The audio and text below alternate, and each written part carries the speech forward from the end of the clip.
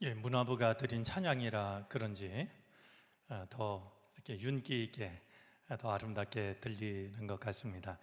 지난주 주보 표지에 실렸던 어느 날의 기도, 귀고라는 분이 쓴 기도문 중에 한 문장이었는데요, 다음과 같았습니다.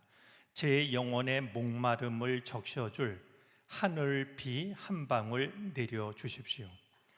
사실 이 기도문을 제가 읽을 때는 비가 너무나 많이 와가지고 곳곳에 홍수가 났을 때였습니다.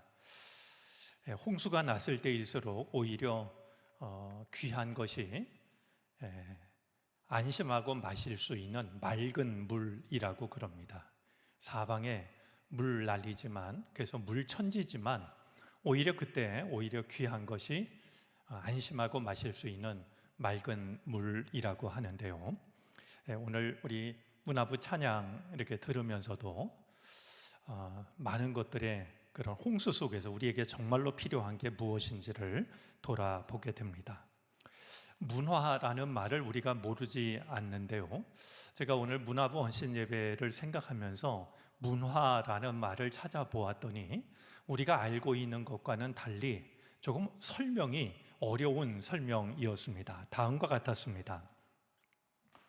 자연 상태에서 벗어나 삶을 풍요롭고 편리하고 아름답게 만들어 가고자 사회 구성원에 의해 습득, 공유, 전달이 되는 행동 양식.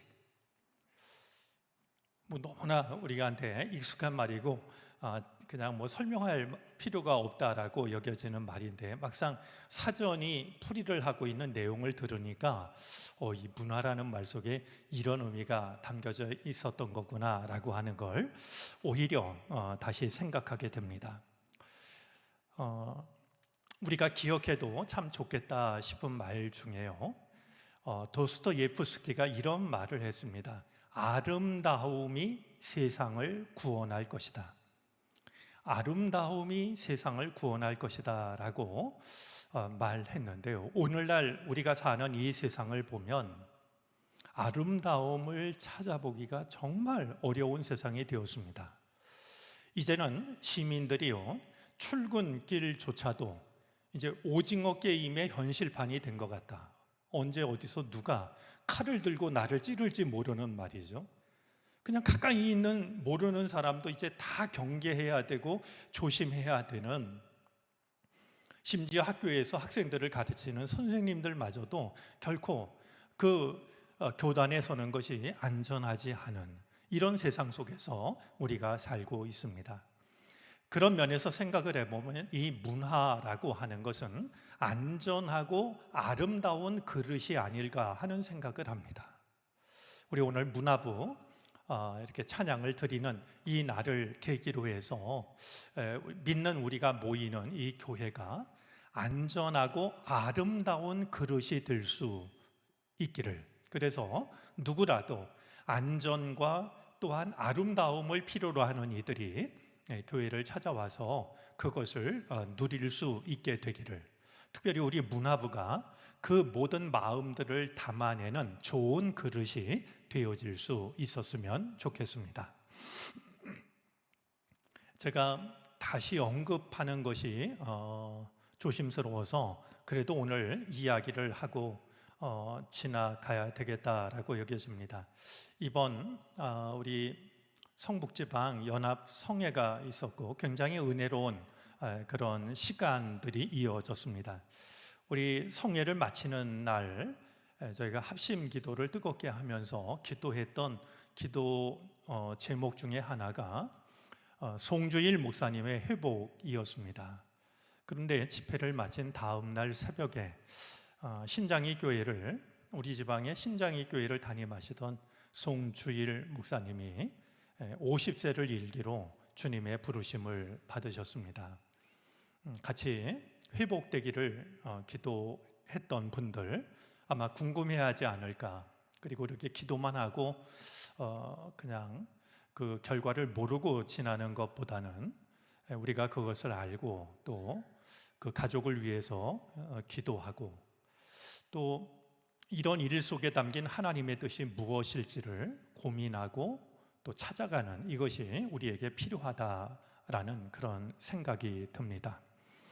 이 일을 기억하고 기도해 주셨던 분들, 우리가 원하던 그런 결과와는 다르지만 주님께서 목사님을 부르셨고 이제 그 가족이 주님 안에서 위로를 얻을 수 있기를, 그리고 신장이 교회가 이 일로 말미암아 흔들리지 않고 더욱 성숙해져 갈 수 있도록 여러분이 기도해 주시기를 바랍니다.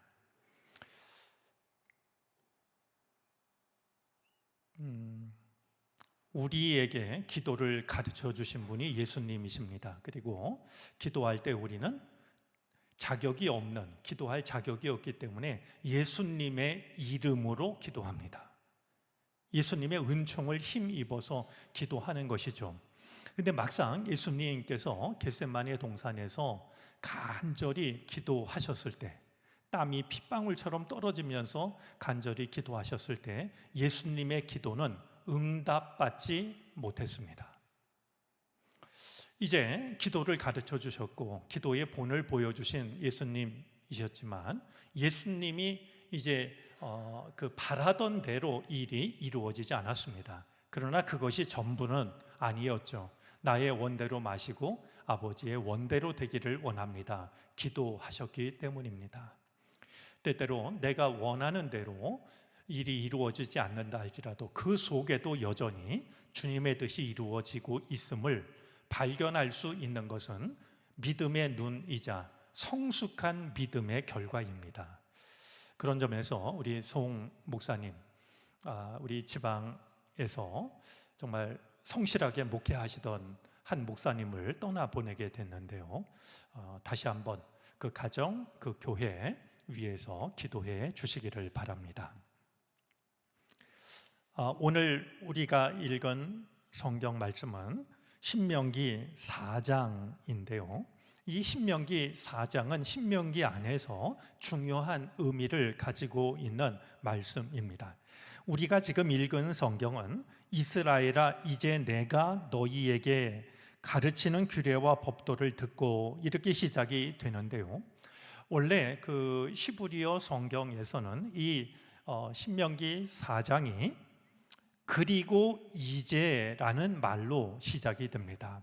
자, 그리고 이제라는 말은 어떤 의미가 있는 말이냐 하면, 이 모세가 곧 가나안 땅에 들어갈 출애굽 2세대, 그러나 정말 가나안 땅에 들어갈 그들에게 그동안 이스라엘 백성들이 어떤 길을 걸어왔는지를 설명을 합니다. 그러니까 그동안 있었던 일들을 쭉 회상한 뒤에 이제 4장에 이르러서 뭐라고 말하고 있냐 하면, 그리고 이제 너희는 이렇게 말하는 겁니다. 그러니까 지난날의 그 발자취를 돌아본 뒤에 이제부터 너희는 이렇게 말함으로써 이제 역사적인 지난날의 회상에서 벗어나서 그들의 삶의 자리로 불러 세우고 있는 장면이 바로 오늘 4장이 되는 겁니다.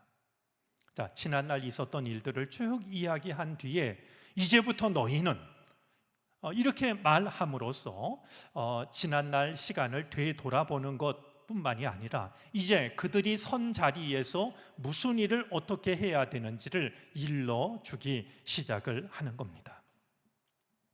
자, 규례와 법도를 듣고 준행하라라고 말하고 있는데요, 이 규례와 법도, 우리의 성경을 읽다 보면 구약 성경에서 자주 만나게 되는 단어입니다. 사실 이 규례와 법도라고 하는 것은 하나님의 말씀, 율법을 뜻하는 또 다른 표현입니다만, 그래도 굳이 뜻으로 따져보자면요, 규례라고 하는 것은 항구적으로 규정된 법을 말하고, 법도라고 하는 것은 특정한 경우에 내려진 결정들을 의미합니다.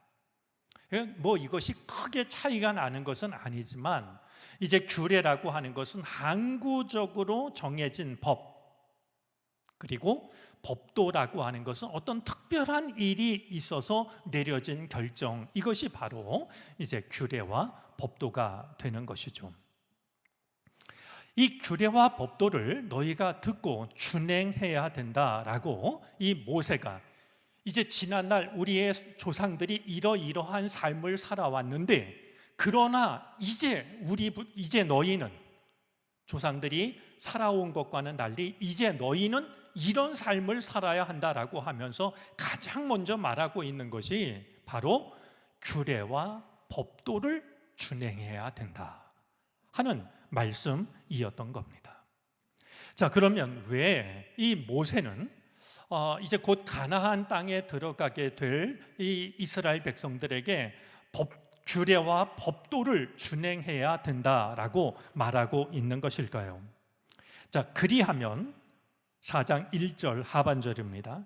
그리하면, 그러니까 규례와 법도를 듣고 준행하면 너희가 살 것이요 너희 조상의 하나님 여호와께서 너희에게 주시는 땅에 들어가서 그것을 얻게 되리라.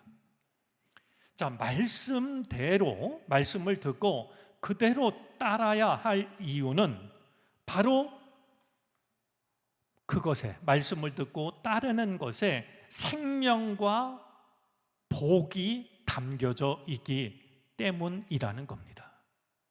자, 하나님의 말씀을 듣고 그 말씀을 준행하는 것에 우리의 생명이 달려 있고 하나님께서 오래전에 약속하신 복을 받는 것이 달려 있기 때문에 하나님의 말씀을 준행해야 한다라고.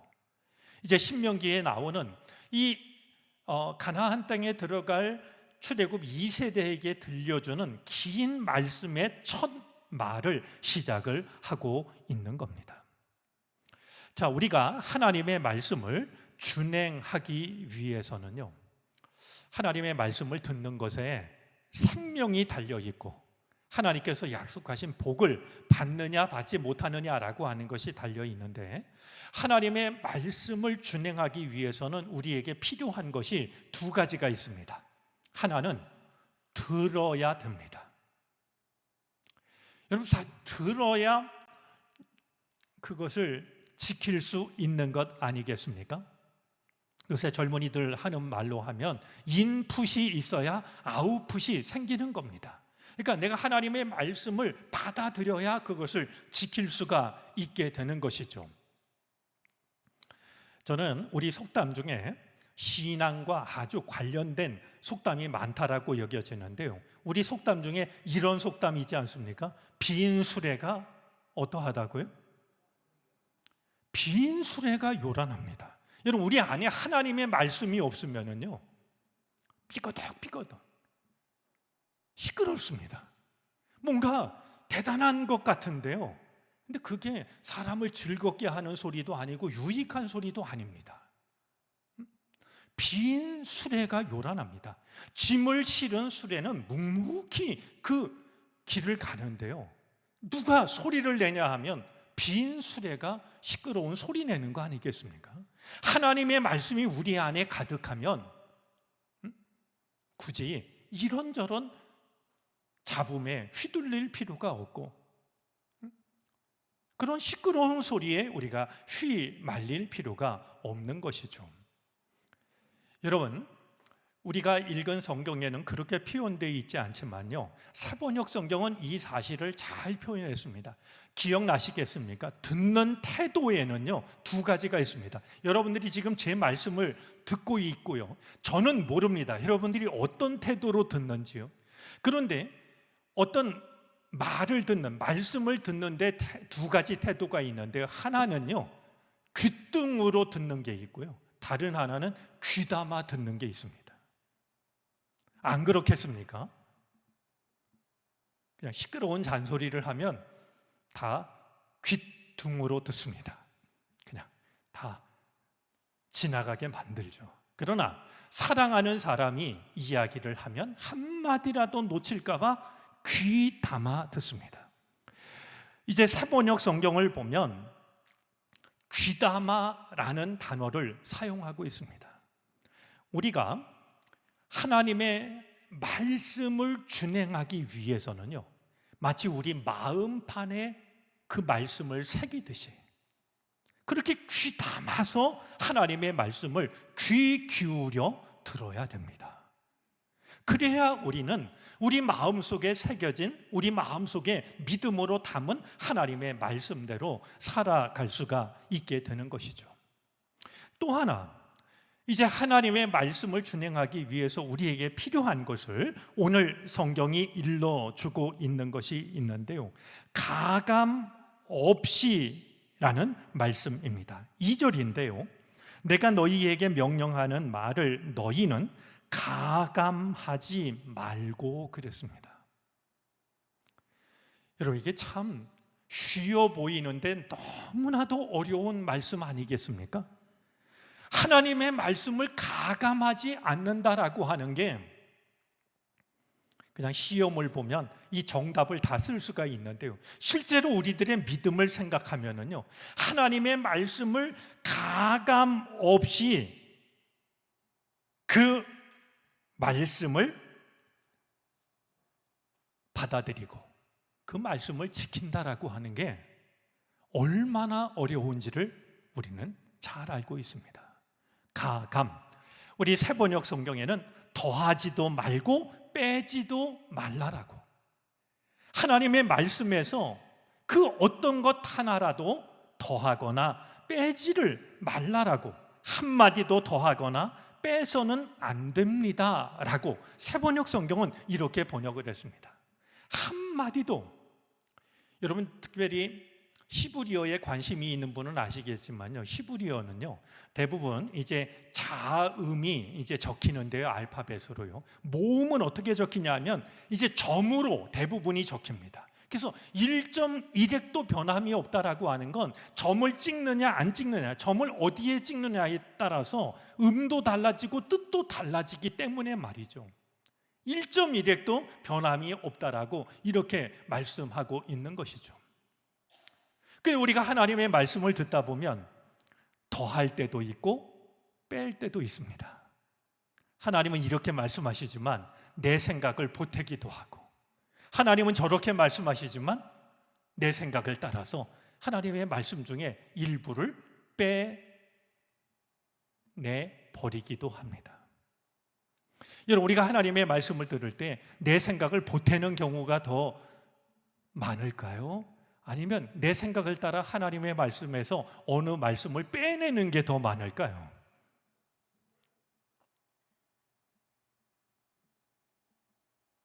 여러분 생각에 나는 하나님의 말씀을 대할 때 그 하나님의 말씀에다가 내 생각을 보태는 게 더 많습니까? 아니면 내 생각을 따라서 하나님의 말씀에서 어떤 말씀을 빼내는 게 더 많습니까?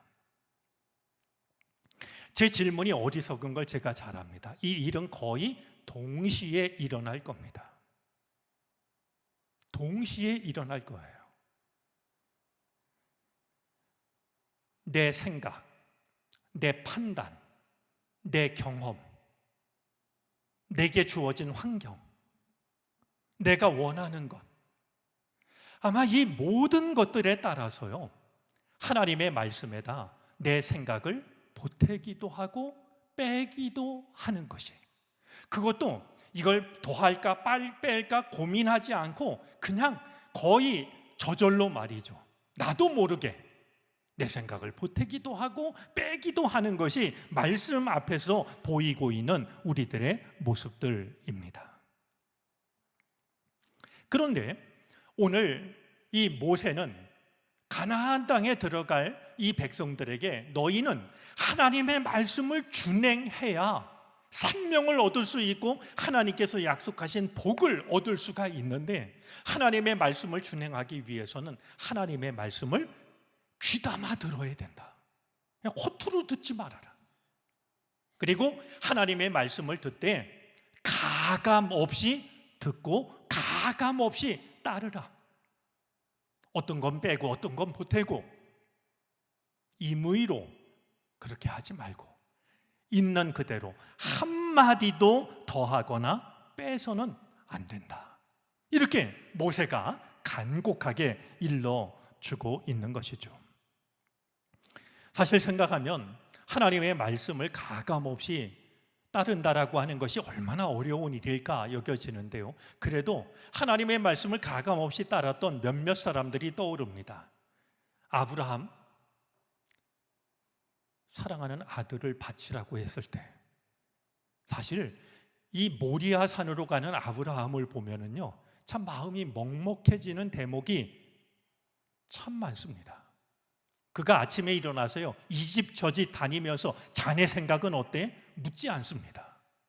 여러분 이 집 저 집 다니면서 사람들의 의견을 물었으면요 그리고 물은 사람들의 의견을 다수결로 모아봤으면요 모리아산 갈 필요가 뭐가 있습니까? 네가 잘못 들었지. 하나님이 그러실 리가 있어? 아마 10이면 10, 100이면 100 다 아브라함 편을 들어줬을 겁니다. 그럼 아브라함도 마음이 편했겠죠. 그런데 아브라함은요 다음 날 일찍 길을 떠납니다. 사람들을 만나면 하나님의 말씀 따르지 못할까 봐 말이죠. 그리고 가다가 종들을 남겨놓지 않습니까? 사흘길 가서 종들을 남깁니다. 이거 제가 성경을 읽으면서 생각할 때 야, 참 아브라함이 미련한가? 저 같으면요 제일 힘도 세고 걸음도 빠른 종을 끝까지 데려갈 겁니다. 그리고 하나님 앞에서 아들을 뉘어놓고 칼을 들어 내려치면요 이 종들이 가만히 있겠습니까? 우리 주인이 노망이 들어서 양과 아들도 알아보지 못한다고 늑달같이 달려들어서 내 손에서 칼을 뺏어내지 않겠습니까? 그러면 그냥 세상 말로 꼭 먹고 알 먹고 생각했을 겁니다. 그러니 아브라함은 종들을 남겼던 거죠. 하나님의 말씀에 한마디도 보태지 않고 빼지도 않았던 그 길이 아브라함이 걸어간 길이었습니다. 노아도 마찬가지입니다. 큰 배를 만들라고 할 때 노아는 그 배를 만듭니다.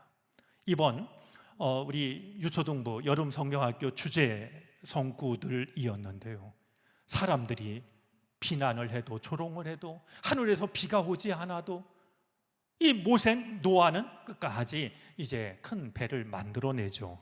이 일을 두고서 창세기 6장 22절은 이렇게 말합니다. 노아는 하나님이 명하신 대로 다 하였다.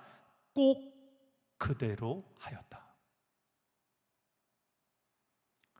대부분 그렇게 했다가 아닙니다. 노아는 하나님이 명하신 대로 다 하였다. 꼭 그대로 하였다. 이것이 노아에 대한 기록입니다. 우리는 지난주, 지지난주를 통해서 이 성경 속에 나오는 모세를 생각했습니다. 제발 가나안 땅에 들어가게 해달라고 하나님께 애원했을 때 이 일로 나한테 더 이상 말하지 말아라. 하나님께서 그렇게 말씀하셨고 모세가 이제 느보산 비스가봉에서 죽은 뒤에 벳부올 어딘가에 장사가 되었지만 모세가 어디 묻혔는지 아는 자가 아무도 없었다. 저는 바로 이 말씀이 이 일로 나에게 더 이상 말하지 말라 하셨던 하나님의 말씀에 대한 모세의 대답 아니었을까? 그렇게 이해를 하고 싶습니다. 하나님의 말씀대로 내가 원하는 것과는 너무나도 다르지만 그러나 하나님의 말씀대로 그대로 했던 사람이 바로 모세였었죠. 여러분, 우리가 하나님의 말씀대로 더하지도 않고 빼지도 않기 위해서 꼭 기억했으면 좋겠다 싶은 우리말 하나가 있습니다. 아마 저랑 신앙생활을 오래 하신 분들은 이 말을 모르지 않을 거라고 여겨지는데요, 다름 아니라 그랭이질입니다. 여러분들 이제 휴가를 이제 다녀오시게 될 텐데 가서 오래된 정자가 있는 곳이 있으면은요 가서 유심히 보시길 바랍니다. 이 나무 기둥이 설 때 기둥이 땅에 그냥 세워지면 비나 물에 의해서 썩지 않겠습니까? 그래서 이 기둥을 세울 때 무엇을 먼저 놓고 그 위에 기둥을 얹습니까? 주춧돌을 놓습니다. 그런데 옛날에 주춧돌은요 그냥 펑퍼짐한 돌을 가져다 놨습니다. 그럼 문제가 뭐냐 하면 이 울퉁불퉁한 표면 위에 기둥을 얹으면 기둥이 기우뚱거릴 거 아닙니까? 그럼 집이 무너지게 되죠. 그때에 이 대목수 중에서도 안목이 뛰어난 도편수가 뭘 했냐 하면은요, 이 주춧돌의 표면 모양을 따라 가지고 기둥의 밑둥을 잘라냈습니다. 돌을 깎아내기가 어려우니까 이 주춧돌 그 표면 그 모양을 따라서 기둥의 밑둥을 깎아내고 잘라내는 거예요. 그래서 이 기둥을 세우면 어떻게 될까요? 빈틈이 하나도 없어집니다. 그러면 이 그랭이질을 제대로 한 기둥에는요, 기둥 2개만 세워도 그 위에 목수가 왔다 갔다 해도 무너지지 않았다는 거예요. 우리가 하나님의 말씀을 가감없이 듣고 가감없이 따르기 위해서는요, 그랭이질을 해야 됩니다. 나를 깎아야 됩니다. 나에다가 하나님의 말씀을 때로는 보태고 깎고 하는 게 아니라요, 하나님의 말씀 변하지 않는, 1.1핵도 변하지 않는 하나님의 말씀에다가 내 생각을 깎아내는 겁니다. 이 일을 하게 될 때 우리는 비로소 가감 없이 하나님의 말씀을 따라갈 수 있는 길을 시작할 수가 있게 될 겁니다. 내 생각, 내 경험, 내 판단, 거기에다 하나님의 말씀을 맞추려고 하지 말고 영원하신 하나님의 말씀 앞에서 내 생각을 깎아내고 내 감정을 깎아내고 내 경험을 내려놓고 나를 그랭이질 하는 것이 필요합니다. 그때 마침내 하나님의 말씀과 내가 하나가 될 것이고요, 우리는 가감없이 하나님의 말씀을 따라가는 즐거움을 누리기 시작할 겁니다. 한마디도 더하지도 말고 빼지도 말라. 참 어려운 말씀이지만 여기에 생명이 달려있고 복이 담겨져 있다라고 말씀하셨으니 주의 말씀을 따라서 주님의 말씀에 내 생각을 보태거나 빼는 일이 없이 믿음의 길을 걸어가는 우리 모두가 되어질 수 있기를 바랍니다. 기도하겠습니다.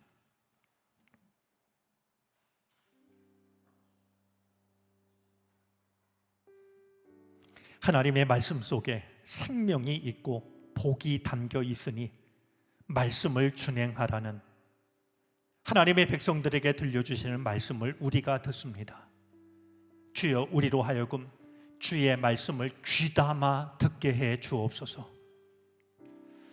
마음에 새기게 해 주시기를 바라고 원합니다.